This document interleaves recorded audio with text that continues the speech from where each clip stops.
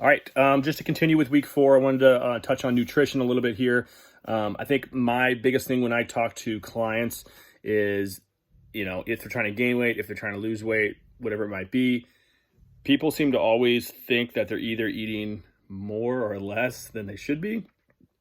So if I have somebody trying to gain weight, it's always, Coach, I'm trying to eat more, or I did what you told me, Coach, I'm not gaining weight. Well, sorry, you need to eat more. That's not really, if you were eating what we told you to eat, or you were eating enough, you'd be gaining weight, and vice versa with people that are trying to lose weight as well.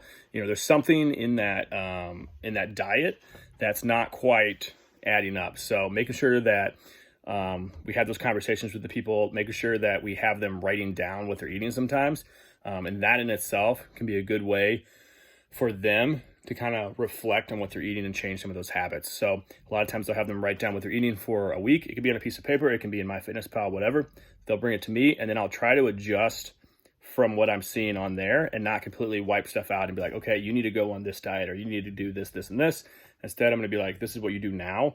What are the couple things that we can do to adjust? And then once we get that rolling, we can adjust a couple more and keep going from there and there. So making sure they're writing stuff down. Also, when it comes to people trying to lose weight, carbs have seemed to become the enemy of everything. But for our athletes and even for our clients who are coming in and working their butts off, making sure they know that carbs are fuel. Carbs are good. We need carbs. If you are trying to lose weight, obviously there's a time and a place, and timing is a big part of this. Having carbs around your workout, not having carbs before you go to sleep at night, making sure you're having that stuff earlier in the day. If you're an athlete, making sure that you are using those carbs after the workout to regenerate your body for that next workout. So having those conversations of, why carbs aren't the devil, a candy bar is different from the carbs I'm talking about.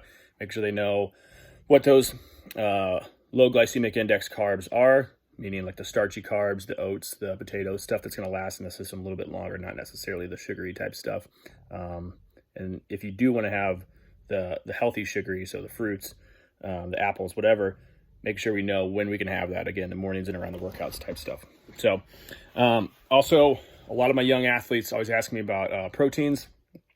If they're trying to gain weight, I usually will recommend a casein protein before they're going to bed. That's going to be a little bit longer digesting protein. It'll stay in their system a little bit longer, but it's not going to spike to that protein synthesis. It's not going to spike in their bloodstream as quick.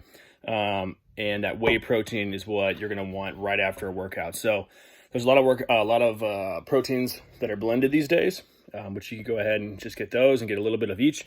But if you want to get really specific with it, having that whey protein after a workout, having that casein protein before you go to bed to try to gain weight. So, and also I've had people utilize casein proteins more as a meal replacement if they're trying to decrease calories a little bit and still have a high protein diet. So just dive into the nutrition a little bit more, maybe dive into yours a little bit more, see how you can change stuff up.